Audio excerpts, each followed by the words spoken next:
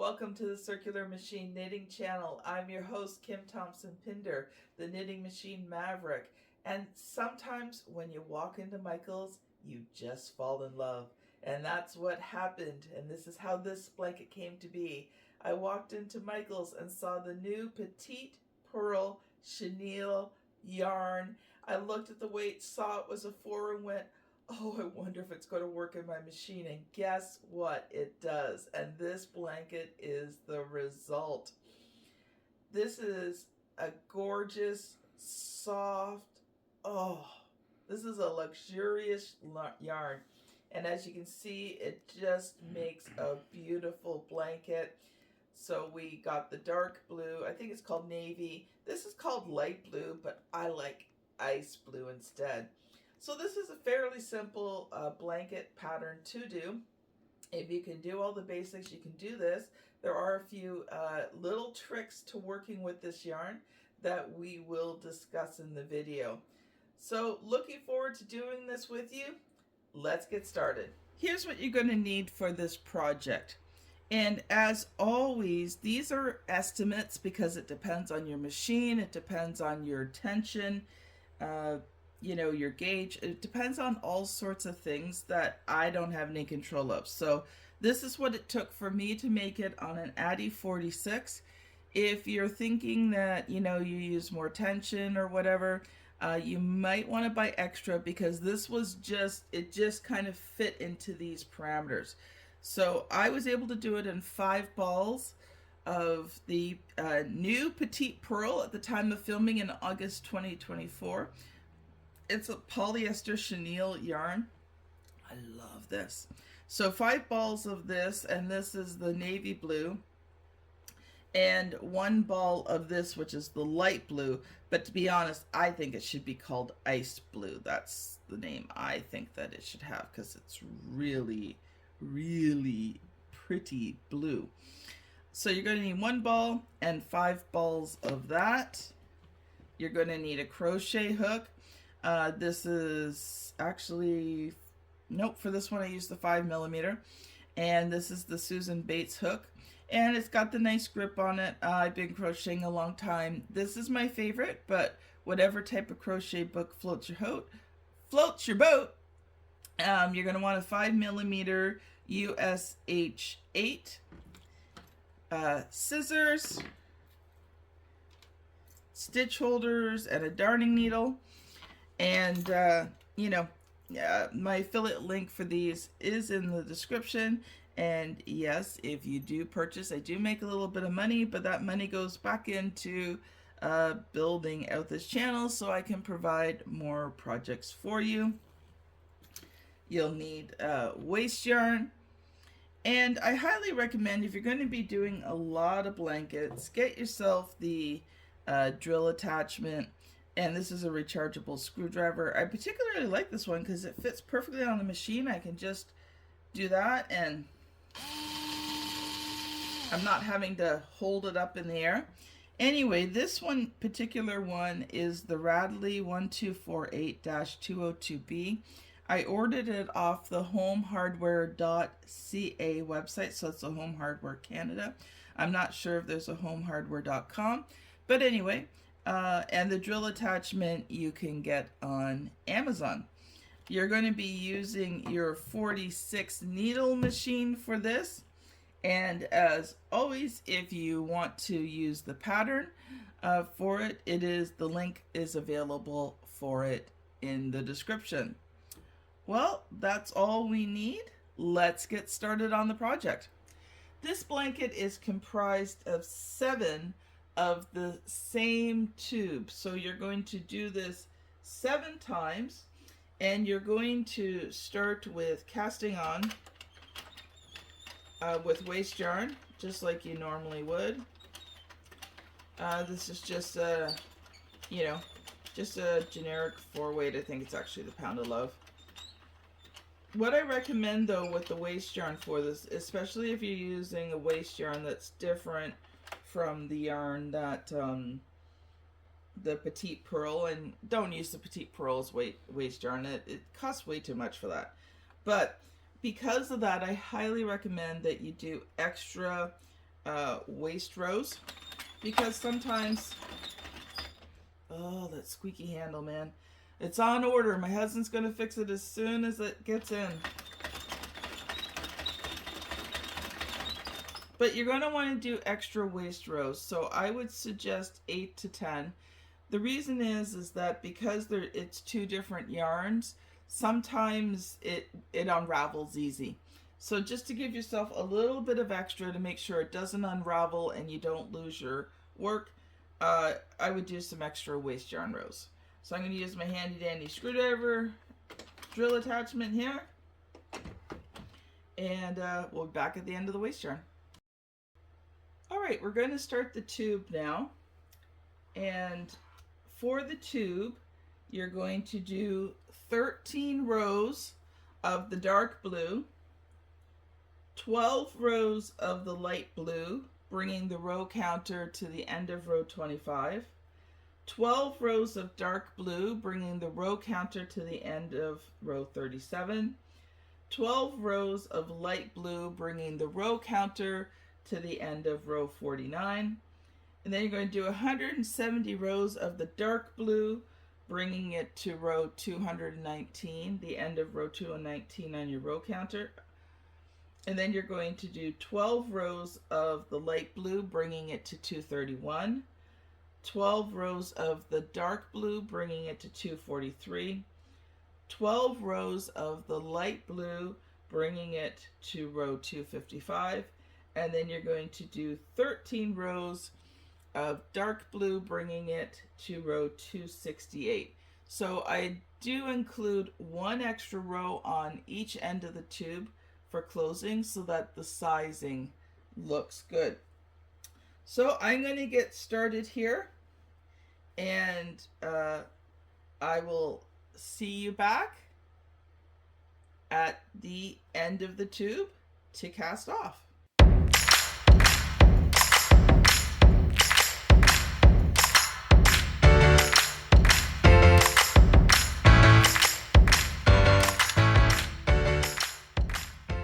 Here we are at row 268.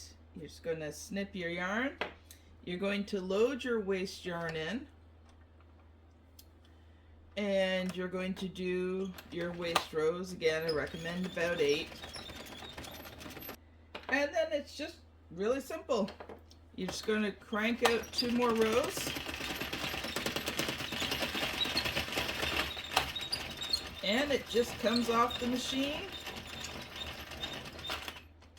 just like that. And occasionally you have to pull 1 or 2 off.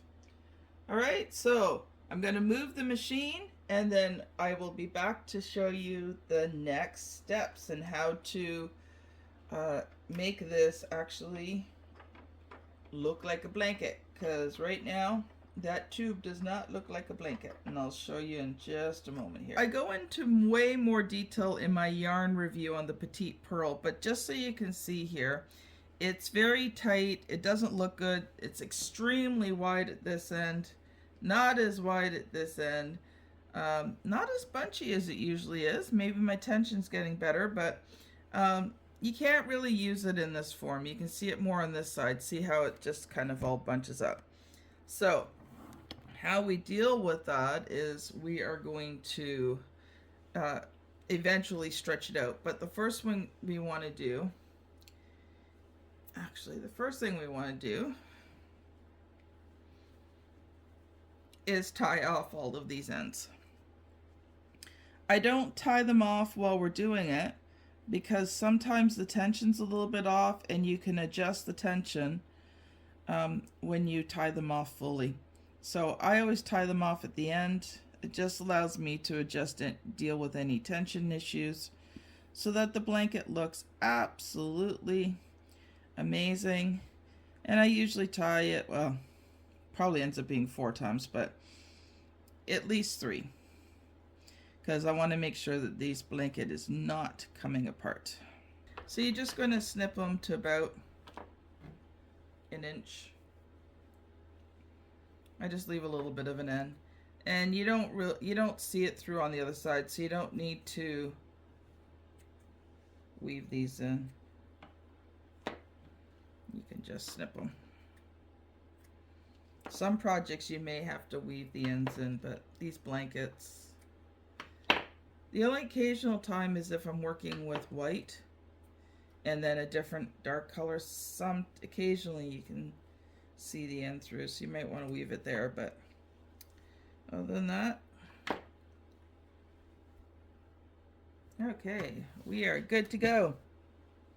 Now for this part here, you're now going to turn it to the right side.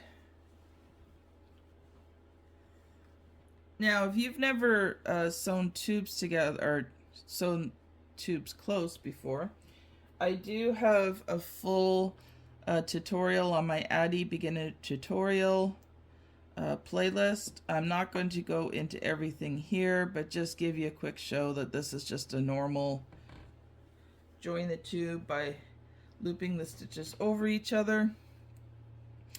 I will let you know that each end where you put the stitch markers in is slightly different.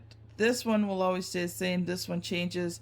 How you take the waste yarn off changes. So if you haven't done this before, I recommend you go watch that video and practice it. Make some couple small tubes for yourself and practice closing before you work on a project. So in this case, you're going to go to stitch 24 if you're on your 46 needle machine. If you're on a 48, you're going to go to 25. 4, 5, 6, 7, 8, 9, 10, 11, 12, 13, 14, 15, 16, 17, 18, 19, 20, 21, 22, 23, 24. Okay, you just grab the loop. Well, it'll actually be the loop to your left if the project's facing you. Bring it in. And then you do the one to the right, to the left, and you just keep going back and forth. That's why it's really important to have a really different color waste yarn, because it just makes doing this so easy. And with the extra rows, see, I just fold it back, makes grabbing the stitches easy peasy. All right, I'll see you back at the end of this tube to show you how to cinch it off. All right, as you get towards the end here, you are going to want to make sure you keep the yarn ends out. The stitches do become harder to see. Sometimes they can get tight, so I don't know if you can see it or not, but right here, see, right here's a stitch, but when you look at it, it's hard to see. So you want to make sure that you grab all your stitches.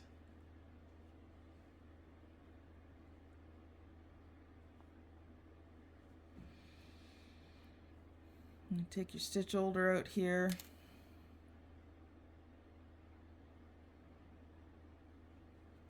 And then your last stitch holder, pull it through. And then you're going to just take and bring the yarn through. That's yarn over and bring it through.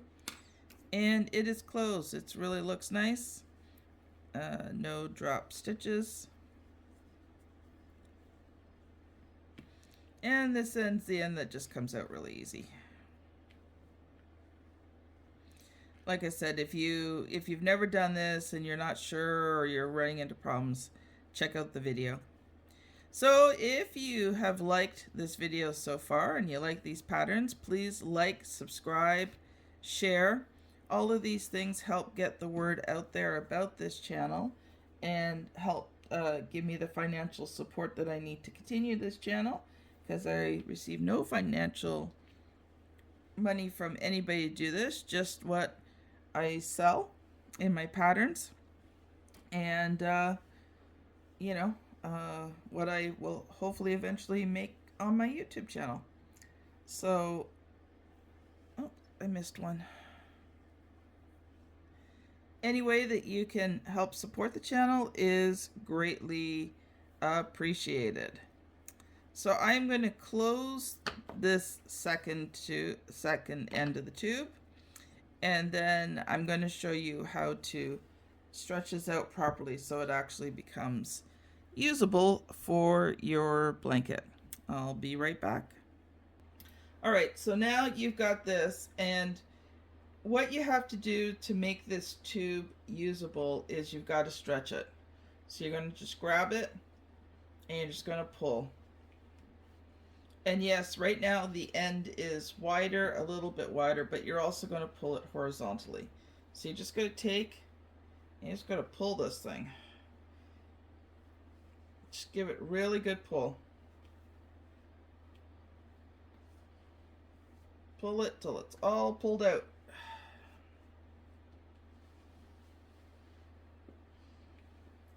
So I do it both vertically and then I also do it horizontally. So what you're going to do is just give it a stretch.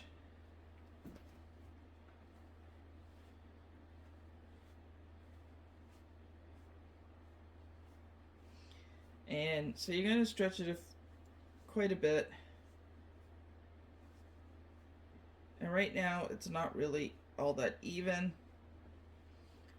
And then what I do is I just take the two ends and I bring them together. And I just give it I fold it in half and I pull it out stretch. And that tends to kind of even it out, and it will relax out a little bit more as well. So you can also just give it another horizontal stretch, just gentle at this point, just to kind of get it. And then you gotta I just fold it up and I let it sit for a bit. I gotta let it settle out, let the stitches just settle out and set. Now, okay, set doesn't mean that they're firm, they never move, but they just, once you stretch it, it's got to go back into shape. So we're going to let that sit for a little bit. But now how to join the tubes together. Now, I'm just going to do this really quickly. I do have a tutorial that shows how to do this. Some things to note. When you are when you're putting the tubes together, what you want to do is you want to have it so the blanket is sitting on your lap and the blanket is to the left. You want the back side facing you, and then you're going to put the second panel to the back of it. Now the first two, it doesn't really matter. But after that, you're going to want to follow this, because that way all of the ridges are on the back. Because otherwise it looked funny if some ridges were on the front and some were not. Now we're going to look at how to join this together so that it's very seamless, so that it's gorgeous looking. But like I said, I do have a full tutorial on my Addi beginner playlist. So if you've never done this before, I do recommend doing that first and practicing it. This is just a quick overview. So you're going to want to figure out the vertical row that you're going to go down. And so in this case, the stitches, the V forms to the right. So you want to find that row that's pretty well right down the side, and you're going to go down and you're going to follow that row down, and you're going to put stitch markers in sort of at the end of each color. Now sometimes one stretched out a little bit more, but make sure that you mark it, and you're going to follow that row right down still. Okay, you've got to keep that row straight. This is the hard part, and this is why you have to put stitch markers in, because the work will want to roll. That row of knitting will want to move down, and what happens is you jump to another row to compensate. So you have to completely line this up.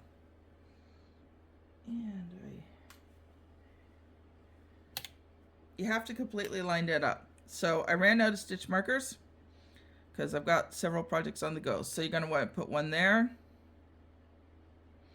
You're going to want to come down, Put one there. And again, you know, if you haven't done this, watch the tutorial. Here, you're going to put some few along in the blue here.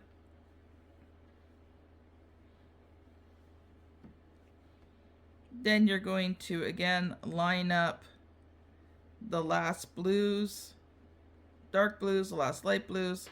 You're going to line it up all along towards the end, keeping the rows straight. And you're going to slip stitch this together. So let me grab my yarn here.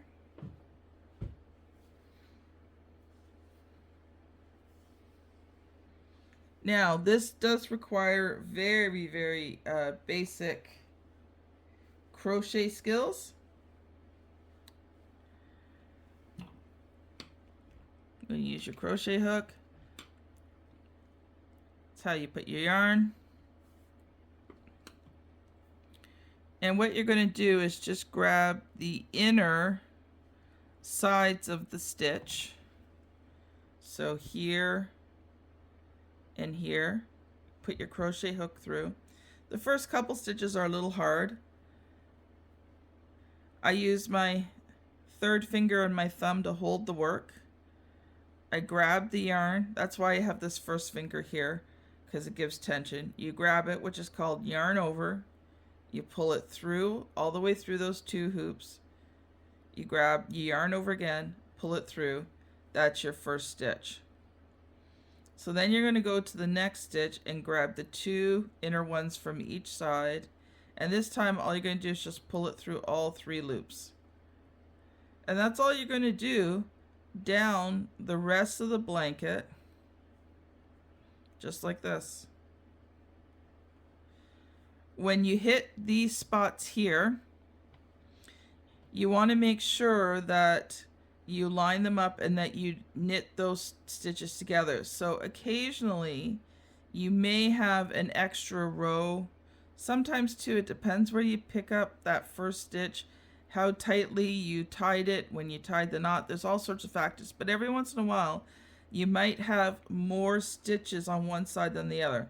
So all you're going to do is say this side had more stitches. You're just going to say it had one more stitch. So you're just going to pick up an extra one here, pick up the one on the one side, pull it through, and that's it. And then you just do that the number of times you need to catch up. Now if you're out like 5-6 rows, there's something wrong with what you did, but if it's just one or two, then you're just going to that little trick will help you line them up. Because you want a really professional looking blanket, especially if you're selling this. Actually, that worked out. All right. And you're just going to continue this down along. When you get to the last stitch, it's actually really simple. You're just going to snip this off here. I'll just do it because I'll re-sew it anyway. When you get down the last stitch, yarn over, bring it through, cinch it, and you are done. Okay, so it's not difficult to do. Gives you a really nice back look. I like the slip stitch. And if you take a look at the front, gorgeous. It's all lined up.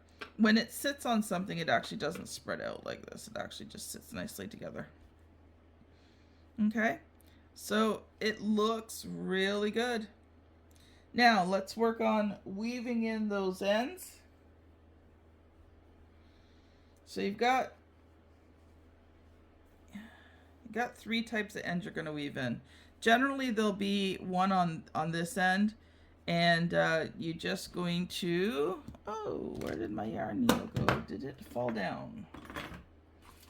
You know what? Filming this one, every once in a while you film one and things just don't go right. This has been that blanket. I filmed the whole tutorial only to realize my camera had shut down and it wasn't recording. I recorded this one, had to redo the whole panel again. It's just like, oh, this is not fun. All right, so usually there'll be one on the end. You're just going to take your needle in, put it through in between the two tubes, bring the yarn through, pull it just a little bit taut, snip it. These ones here, just, okay, go to the back. Have the back of the work facing you. Even on this one, do the back of the work. I forgot to mention that. So you're going to tie these up. I usually tie them 2 times, maybe 3. You just want to tie them so that they're taut to each other, but not too tight. And maybe a third one. Let's see how that looks. Yeah, you can't really see it. All right. Then you're going to take the one end and put it down the one side, down the middle of the tube. So you don't want the needle showing through on the other side.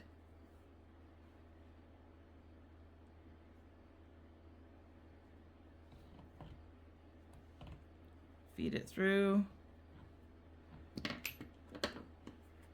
Just gentle pull, snip, let it go back into the blanket. Same thing on this side. You're just going to come down the row here.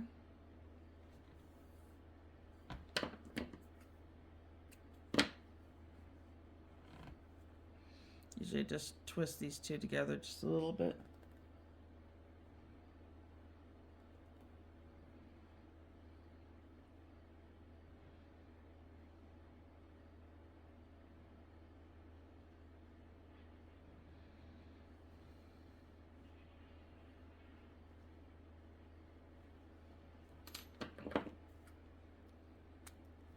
Snip them off, let them back in. All right.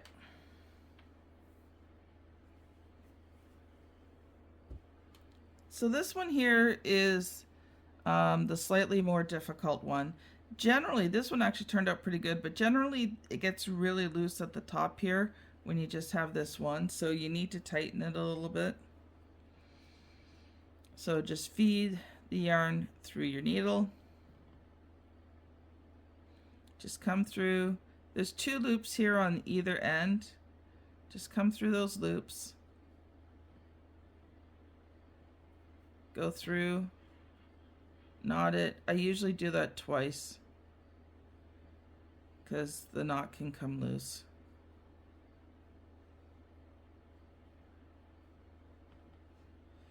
Okay, you've just got a good strong knot.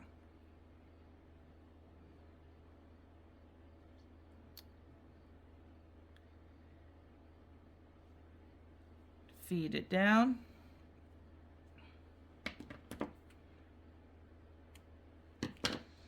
Yay! You're finished! To be honest, I've really been haven't enjoyed filming this, but I've loved making this blanket, and I did show it to my friend, just asking her opinion on what she thought, if she thought it would be a good blanket tutorial, and she absolutely fell in love with it. So I know she's going to love it, and she's going to get it for her birthday. And so I'm so excited. All right, so that's it. Thank you so much for watching today. Don't forget to like, subscribe, and share. And we will see you on next week for another circular knitting machine tutorial. Have a great day, everyone. Bye now.